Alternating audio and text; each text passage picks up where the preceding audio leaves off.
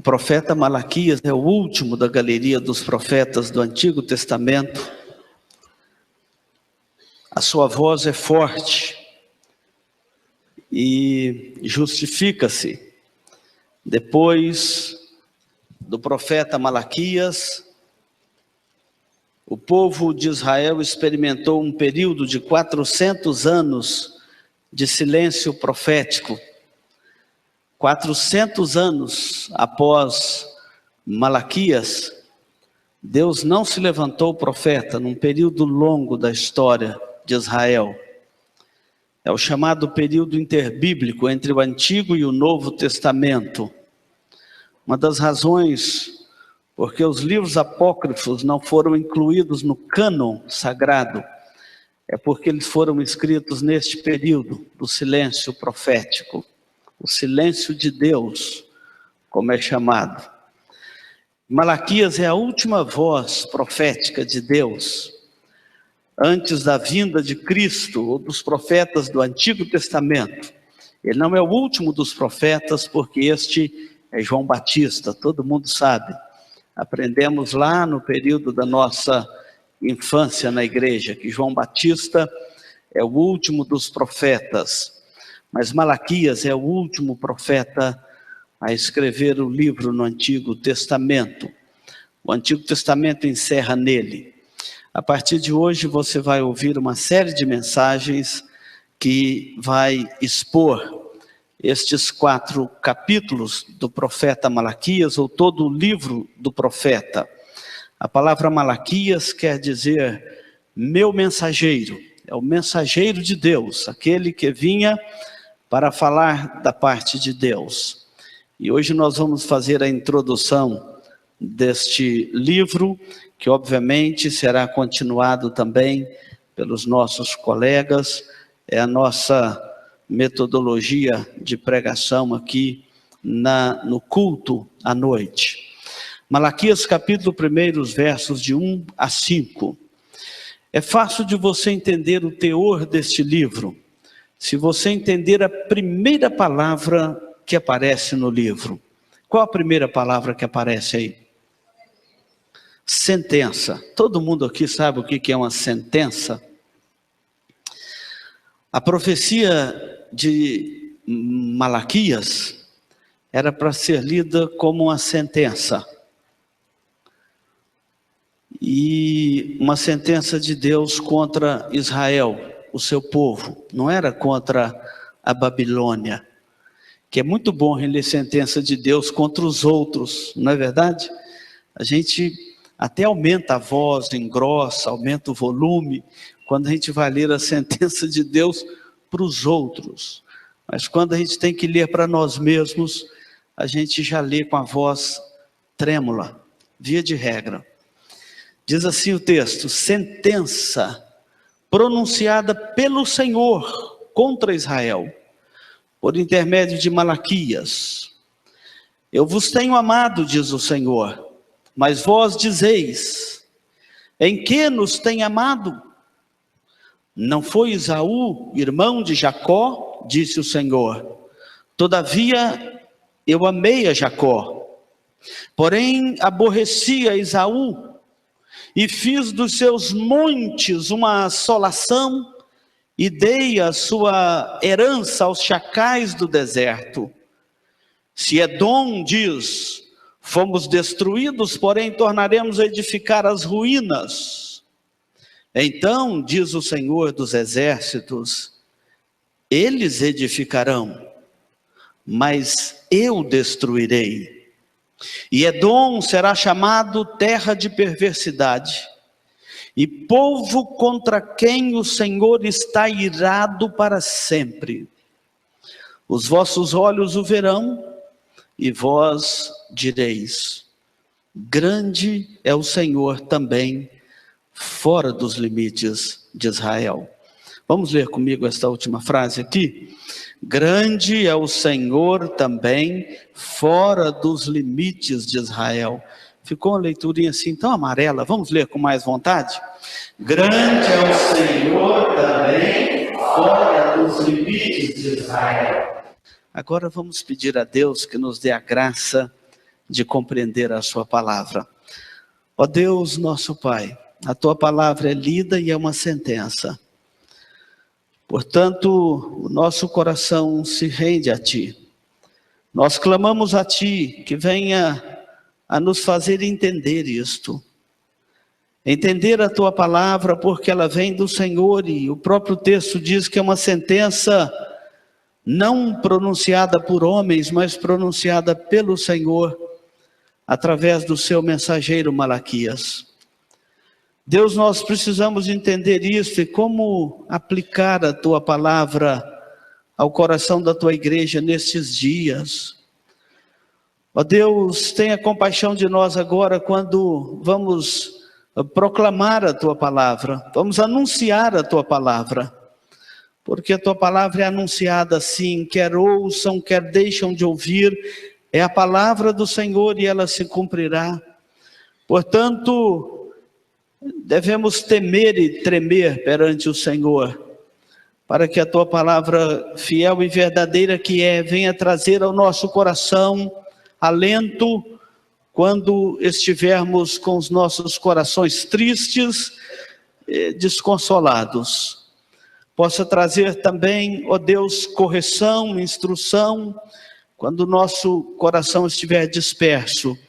Como diz o profeta Isaías, este povo honra-me com os lábios, mas o coração está longe de mim. Seja então um tempo de trazer os nossos corações para perto de ti, para que não haja em nós nenhuma frieza espiritual, mas uma comunhão profunda, sincera e verdadeira com o Senhor. É a nossa oração agora em nome de Jesus. Amém, Senhor. Hoje é um culto especial também, que os grupos familiares da nossa igreja, todo quinto domingo do mês que tem o quinto domingo, nós aproveitamos este tempo para convocar aí os grupos familiares e estarmos louvando ao Senhor juntos, trazendo aqueles que nos visitam nos nossos grupos. Meus irmãos, este texto que nós lemos, como já dissemos, já alertamos o nosso auditório, também aqueles que nos acompanham pela transmissão deste culto, que se trata aqui de uma sentença do Senhor, através do profeta Malaquias. E uma sentença, ela é lida, ela é proclamada, ela é anunciada. Nunca ela é tão bem recebida. Qualquer um que é objeto de uma sentença, obviamente, não sai de bom grado diante daquele que leu a sentença ou diante da sentença que lhe fora pronunciada. Malaquias escreve para combater três coisas, basicamente. Para combater o formalismo religioso dos judeus que haviam voltado do cativeiro da Babilônia, e a geração seguinte já não estava dando mais atenção às coisas de Deus, já tinham esquecido daqueles feitos maravilhosos de Deus, de trazer Israel da Babilônia e colocá-lo de volta. Não lembrava mais da construção dos muros de Jerusalém, da reedificação do templo, não lembrava mais da emoção dos seus pais, de ver o povo voltando e a palavra de Deus se cumprindo, e a profecia de Deus, ou anunciada através do profeta por Deus, como o profeta Daniel e Isaías e Jeremias, eles já eram uma geração seguinte, e já não estava dando muito crédito à palavra de Deus, e caíram num formalismo religioso, daqueles que eu citei na oração, que o profeta Isaías diz: honra o Senhor com os lábios, mas o coração está longe. Era um formalismo religioso. Este livro foi escrito para combater isto. A segunda questão que este livro vem para combater, automaticamente, era a frieza espiritual no culto a Deus e a frieza espiritual do povo de Israel. Quando fala de frieza espiritual, fala daquele ponto, quando as famílias que temem ao Senhor e que têm com Deus uma aliança, começam a não mais querer obedecer à lei de Deus, querem uma comunhão com Deus só no culto, mas no dia a dia, andar longe de Deus, falando as mesmas coisas que o perverso fala, agindo como o ímpio age e deixando a comunhão com Deus só para o momento do culto, quando se reúne formalmente na casa do Senhor nosso Deus. A frieza espiritual era exatamente esse distanciamento de Deus, do relacionamento do dia a dia do seu povo. E a terceira coisa, então, o formalismo religioso, a frieza espiritual. Malaquias escreve também para combater a degradação moral de Israel. Obviamente, todas as vezes que o coração do povo de Deus distancia da lei de Deus e da palavra de Deus, consequentemente, a degradação moral é um objeto exatamente de andar com o coração longe de Deus. Então, é uma consequência. Atrás de toda frieza espiritual, há também uma degradação moral do povo de Deus, quando a palavra de Deus já não mais é lida, crida e obedecida. E é por isso que Malaquias proclama da parte do Senhor uma sentença. E quando fala assim é porque o assunto exige uma solenidade, é um tom jurídico. Um juiz deu uma sentença e não é um juiz humano, é o juiz de toda a terra. Por isso que o povo de Deus deveria ouvir com temor e tremor, com santa reverência, solene reverência, porque é coisa muitíssimo séria e deveria ter ali uma reflexão cuidadosa, porque quem está falando é o próprio Senhor, e ele usa o profeta como seu mensageiro, mas a sentença não vinha do profeta, a sentença vinha da parte do Senhor. E essa sentença, como toda sentença, ela tem alguém que é objeto dela, ela tem um destinatário, ela tem um réu, ela tem alguém que está sendo sentenciado. E aqui ele estava sentenciando o seu próprio povo. Era o povo de Israel, o povo de Deus. Às vezes, quando lemos a Bíblia, nós não entendemos certas coisas. Como pode Deus estabelecer uma sentença contra o seu próprio povo? Como podemos entender isto? Deus falando e proclamando contra o seu próprio povo uma sentença que deveria pesar sobre a cabeça deles e que deveria levá-los a um mais profundo temor. E o problema acrescenta, você pensa que é pouco? Não, porque essa sentença dirigida ao povo de Deus era para todo o povo. Quando lemos o profeta na sua dimensão, você vai ver, ele está falando com todos, gente grande e gente pequena, crianças e idosos. Ele está falando para novos na fé e para aqueles que foram nascidos dentro da comunhão com Deus, jovens, crianças, adolescentes, adultos e jovens e idosos. O problema aumenta porque essa sentença é para líderes e liderados. Ele não fala para uma classe específica, era para todo o povo, desde o sacerdote até o estrangeiro que havia sido acolhido dentro desta aliança, ou dentro da comunhão do povo de Deus. Então, o que eu quero te alertar também com isso, não se exclua dessa sentença que Deus proclama aqui na sua palavra.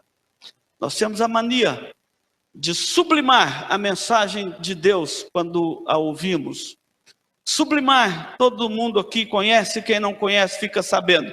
É quando nós, na nossa mente, nós nos justificamos e procuramos aliviar a nossa consciência, dizendo assim, não é para mim, é para o outro.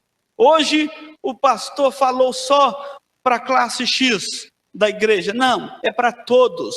A sentença do Senhor é a palavra do Senhor. E o problema aumenta, porque essa sentença é dada em forma de maldição. Você já pensou nisso? Ela é dada em forma de maldição. Deixa eu dar uma explicação aqui. A nossa geração já está acostumada com essa palavrinha maldição. Para mim aqui, reverendo, por favor. A nossa geração já é um pouco habituado com essa palavra de maldição. Até porque está diminuindo, mas se pregou muito nos púlpitos evangélicos uns assuntos chamados, por exemplo, maldição hereditária,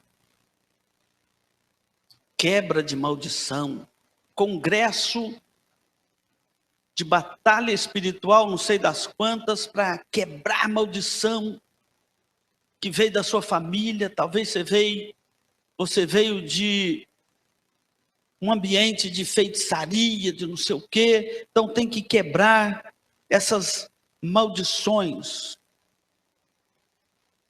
E essa quebra de maldição tem sido objeto dentro de muitas casas de profundos conflitos na alma, no coração. E é bom você então já saber que nós cremos na quebra de maldição. Quando a pessoa se converte, já nenhuma condenação mais há para aqueles que estão em Cristo Jesus. O evangelho que nós proclamamos não precisa ser acrescentado de congresso de cura interior, nem de batalha espiritual, para quebrar a maldição de ninguém, absolutamente. Nós cremos no evangelho, que é o poder de Deus para a salvação de todo aquele que crê, primeiro do judeu e depois do grego. Nós cremos no evangelho que Jesus proclama e diz: se pois o Filho vos libertar, verdadeiramente sereis livres. E que diz lá em Gálatas que Cristo, quando morreu na cruz, ele levou sobre si toda a maldição do seu povo. Ou seja, sem conversão, sem um novo nascimento, onde você começa uma nova vida, não tem oração que possa quebrar a sua maldição. Então que isso fique bastante claro na nossa mensagem dessa noite, porque a maldição que o profeta está anunciando aqui não é dessas maldições que se quebra com um rito religioso. Não é dessas maldições que se quebra com aquela oração de renúncia que você às vezes aprendeu, nem com óleo ungido que você adquiriu em algum arraial religioso. Essa maldição não é uma mera desilusão doutrinária ou desvio doutrinário ou mental, porque quem está falando é o Senhor nosso Deus. Não é algo que você possa quebrar meramente com um rito religioso. E é por isso que este livro começa dizendo sentença. Sentença que é pronunciada pelo Senhor de Israel, ou contra Israel, por intermédio do profeta Malaquias. E você deverá ouvir esses dias a exposição deste livro, não com medo de Deus, mas com um profundo temor de Deus no seu coração. A partir do verso de número 2, dado o caráter literário da profecia, que é uma sentença, e os alunos do primeiro espaço agora já sabem o que é o caráter literário de um livro. Se trata então de uma sentença, mas antes disso, Deus acorda o coração de Israel com algumas coisas. O verso de número 2, Deus chama a atenção de Israel para o seu amor pactual. O que é o amor pactual de Deus? Diz aí o versículo de número 2, olha aí na sua Bíblia. Aliás, leia comigo, olha que texto lindo. Vamos ler? Eu vos tenho amado. Vamos de novo, que eu comecei antes de vocês, vamos lá? Eu vos tenho amado, diz o Senhor. Mas vós dizeis: em que nos tem amado? Não foi Esaú, irmão de Jacó? Disse o Senhor: todavia amei a Jacó, eu vos tenho amado. Amei a Jacó. A palavra recede do hebraico é exatamente para descrever o amor pactual de Deus. Às vezes é traduzida também como a palavra misericórdia. Aquele amor misericordioso de Deus que percorre as páginas das Escrituras como um bálsamo para o coração do povo de Deus. Quando lemos as Escrituras do Antigo Testamento, que defrontamos com este amor pactual de Deus, um amor que não arreda o pé, um amor perseverante, é um bálsamo para o coração da igreja, é um bálsamo para o coração do povo de Deus, tanto do Antigo quanto do Novo Testamento. E o texto diz aqui: eu vos tenho amado. Meus irmãos, que verdade solene das Escrituras Sagradas. É verdade isto aqui. Deus nos tem amado.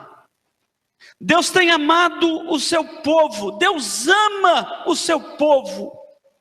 Deus não se envergonha do seu povo. Deus trata o seu povo como a menina dos seus olhos.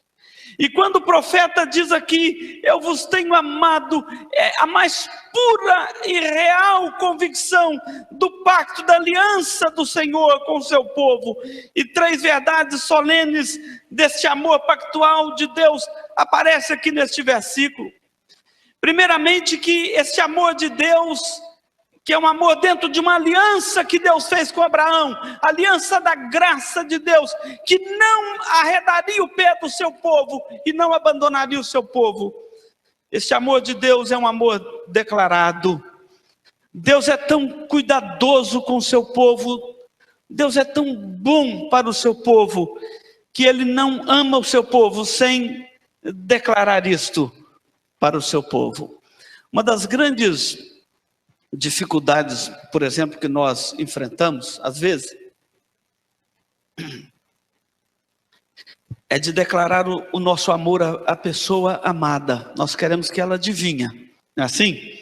Não, eu já te falei um dia, os casais, então, eu vejo mulher, vem como pisando no pé do marido, não vai falar nada? Eu falo: não, já te falei no dia do casamento, né? Então, vale para o resto da vida. Mas as pessoas querem ter segurança nesse amor.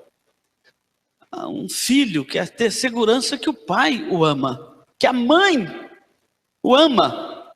O marido e a mulher também, eles querem ter essa segurança do amor um do outro. Por isso que esse amor precisa ser declarado. O amor de Deus aqui é declarado. Olha o que ele diz: eu vos tenho amado. Ele nunca deixou de declarar isto a Israel, o seu povo. E é comparado esse amor de Deus, muitas das vezes, ao amor do esposo para com a esposa. O amor de Deus para com Israel é como o amor do esposo para com a esposa. E esse amor é declarado, e ele declara que eu vos tenho amado. É como o amor de um pai com o filho, é um amor imutável. Deus não apenas ama Israel, mas Ele declara o seu amor ao seu povo, para que ninguém ali tivesse dúvida do seu amor por eles. E mesmo assim ele perguntava: em que nos tem amado o Senhor? Você já notou como que é a frieza espiritual? Ela é assim. O Senhor declara ao seu povo: eu vos tenho amado. E eles, ironicamente, friamente, volta para o Senhor e diz: em que nos tem amado o Senhor? Foi assim também, e tem sido assim também, meus irmãos, muitas das vezes conosco, no nosso tempo. Eu creio que não há dúvida para a maioria de nós aqui, de que esse amor que Deus declara para com o seu povo, e nós como parte do seu povo, você conhecer o amor de Deus para com a sua vida, para com a sua casa e para com a sua família. Às vezes não falamos, não temos coragem, mas a nossa reação, ou a forma como nós respondemos é muito clara, como se nós estivéssemos falando o mesmo para Deus. Em que nos tem amado? É um amor declarado. Esse amor não é só declarado. O texto diz aqui que ele é também um amor demonstrado. Ele diz assim: amei a Jacó e aborreci a Esaú.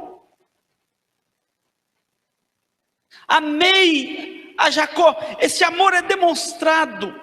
E todos nós, a esta altura da revelação de Deus em Malaquias capítulo 1, nós já temos um amaranhado da revelação de Deus, uma quantidade enorme de textos que você pode ler na sua Bíblia. Obviamente que Malaquias conhecia muito bem esses textos do Antigo Testamento que você tem aí na sua Bíblia, toda a história de Israel.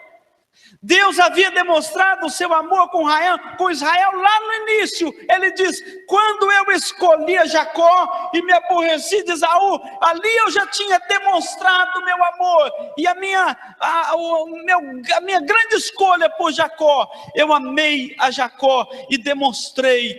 Israel sabia disso. Historicamente, esse povo conhecia o amor soberano de Deus e que ele começou de uma escolha soberana que só cabe e só pertence ao Senhor nosso Deus. Esse amor demonstrado começa de uma escolha soberana, passa por uma proteção amorosa, o cuidado de Deus na história, desde chamando Israel, cuidando, levando e colocando numa terra prometida, cuidando deles ali naquela terra prometida ao longo da história de Israel, resistindo seus inimigos, protegendo o seu povo, cuidando da sua herança. Era um amor demonstrado e Israel não tinha dúvida disso. Espero que esse amor demonstrado de Deus para com você também não tenha dúvida disso. Uma escolha soberana, um amor demonstrado, e a outra prova desse amor demonstrado, uma proteção amorosa, é exatamente uma restauração milagrosa. Lembra que eu citei que eles tinham voltado do cativeiro da Babilônia? Mais do que ninguém estava no coração deste povo para quem Malaquias está lendo a sentença divina, que Deus havia restaurado Israel. Eles sabiam disto. Aliás, eles sabiam de cor o Salmo 126, que diz assim: quando o Senhor restaurou a sorte de Sião, ficamos como quem sonha. Esse salmo retrata o momento da história de Israel, que Deus restaurou Israel, trouxe Israel de volta, e eles mesmos cantavam: quando o Senhor restaurou a sorte de Sião, ficamos como quem sonha. Então a nossa boca se encheu de riso, a nossa língua de júbilo, e entre as nações se dizia: grandes coisas fez o Senhor por eles. E eles respondiam: com efeito, grandes coisas fez o Senhor por nós, por isso estamos alegres. E eles oravam e diziam: restaura, Senhor, a nossa sorte como as torrentes do Neguebe. Os que com lágrimas semeiam, com júbilo ceifarão. Quem sai andando e chorando enquanto semeia, voltará com júbilo trazendo os seus feixes. Esse é um salmo composto após o cativeiro da Babilônia. Assim como este profeta é um profeta posterior ao cativeiro. Esse amor demonstrado de Deus para com Israel foi demonstrado restaurando Israel do pecado e do cativeiro da Babilônia. Por mais que a ingratidão de seus corações rebeldes e frios diziam: em que nos tem amado o Senhor, eles sabiam destes feitos de Deus. Em que nos tem amado o Senhor? Esse amor de Deus pactual é um amor constante, perseverante, insistente. Como disse certo pregador, a graça de Deus é uma graça teimosa. Graças a Deus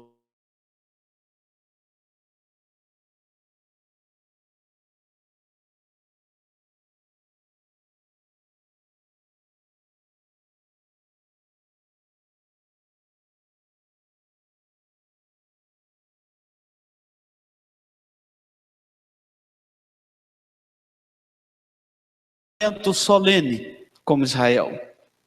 Como é uma sentença, os versos 3 e 4 vai apresentar qual é o julgamento de Deus, e ele diz, é um julgamento justo. Porém, amei a Jacó, ele encerra assim o versículo 2 e começa o 3 dizendo, porém aborreci a Esaú, e fiz dos seus montes uma assolação, e dei a sua herança aos chacais do deserto. E se Edom diz, fomos destruídos, porém tornaremos a edificar as ruínas, então, diz o Senhor dos exércitos, eles edificarão, mas eu os destruirei. E Edom será chamada terra de perversidade, povo contra quem o Senhor está irado para sempre. É bom nós entendermos esse julgamento justo de Deus. A Bíblia diz que Deus julga a terra e julgará a terra sempre com equidade. A palavra equidade é a justiça de Deus na medida certa com cada um de nós. É por isso que a sentença de Deus, ela é justa, porque Ele julgará com equidade, não mais e não menos do que esta justiça justa. O Senhor rejeitou Esaú, e aqui é claro que a doutrina da eleição está puramente descrita aqui neste texto. Por que que Deus amou a Jacó e se aborreceu de Esaú? É exatamente por causa da eleição divina. Aprove a Deus amar a Jacó e aborrecer a Esaú. E a palavra de Deus é clara em nos ensinar desta eleição soberana de Deus.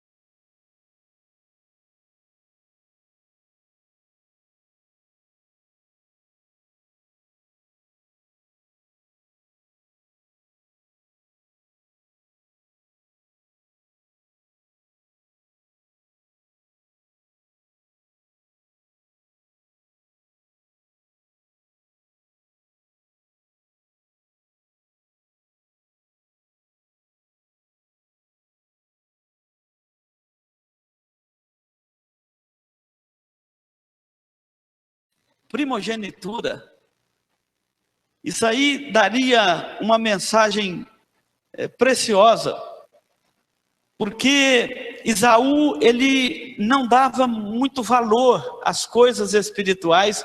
Desde cedo isso ficou claro dentro da casa deles, e basta você ler ali a história do lar de Isaac e Rebeca. Esaú, ele troca o seu direito de primogenitura por um prato de lentilhas. Olha que quando um pecador, ele se perde pela sua própria responsabilidade. Não podemos atribuir a Deus a responsabilidade disto. Esaú mostra-se desde claro que ele não levava as coisas de Deus muito a sério, e o Deus de seus pais e a aliança do Deus de Abraão, de Isaac, não era muito temido no coração de Esaú. Ele não ligava para as coisas de Deus e não levava muito a sério. Ele vende o seu direito de primogenitura.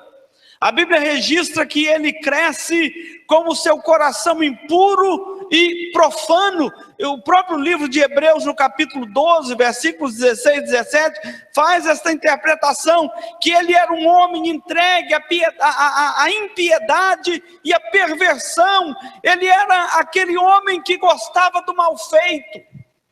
Sempre agiu assim, porque o perdido é o perdido perdendo. Ao tempo que o salvo é o salvo salvando, o perdido também é o perdido perdendo. É o caso aqui de Esaú, e por isso não pode atribuir a Deus o fato de que ele nunca se arrependeu do seu mal feito e ele nunca se arrependeu dos seus pecados. Além disso, os pecados de Esaú assolaram também a sua descendência.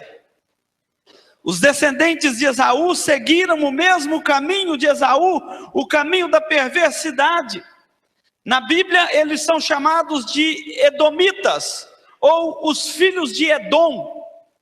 E quando várias passagens das Escrituras mostram as atitudes deste povo, era um povo cruel, não apenas inimigo do povo de Israel, morava no topo das montanhas, nas terras de Edom, como eram chamados, mas era um povo malandro, saqueador.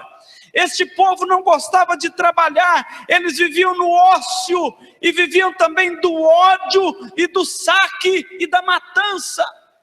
A prova maior disso está no livro do profeta Obadias, que quando Jerusalém, no ano 586, foi invadida por Nabucodonosor, rei da Babilônia, os filhos de Edom foram lá para esboçar a sua crueldade diante dos filhos de Deus, chamado Dia da Calamidade de Israel.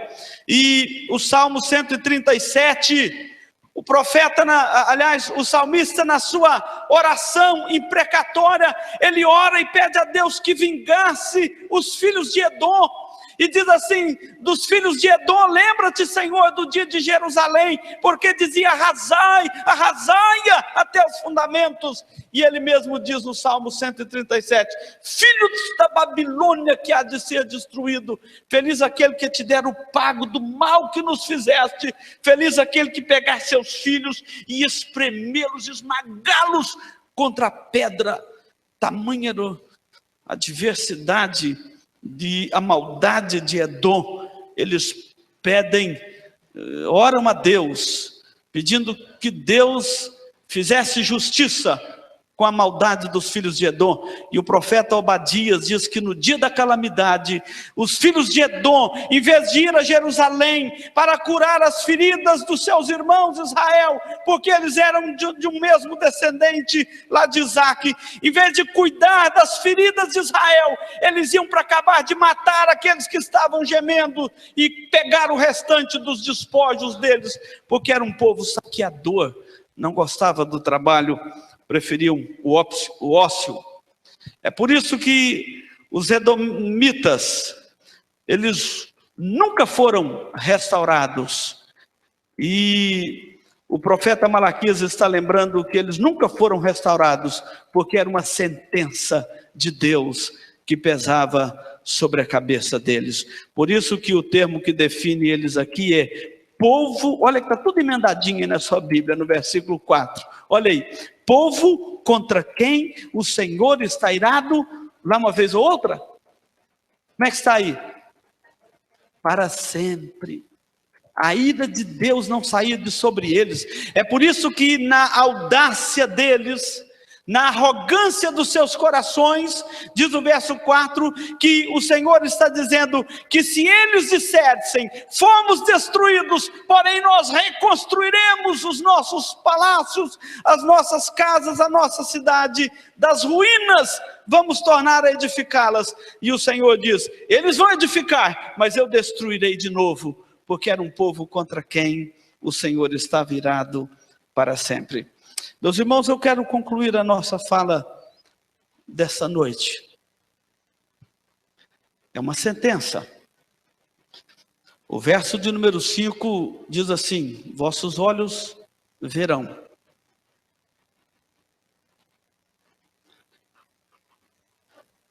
Vossos olhos verão.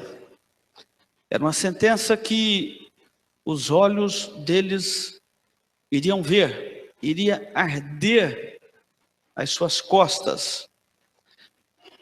Ao mesmo tempo que os vossos olhos verão, diz o texto, e vós direis. Os vossos olhos verão e vocês testemunharão.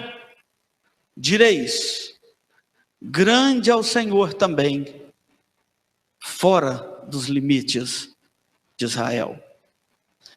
O pregador que está lendo esta sentença é o profeta Malaquias. E Deus manda ele dizer: é o reto juiz da terra, é o grande juiz da terra.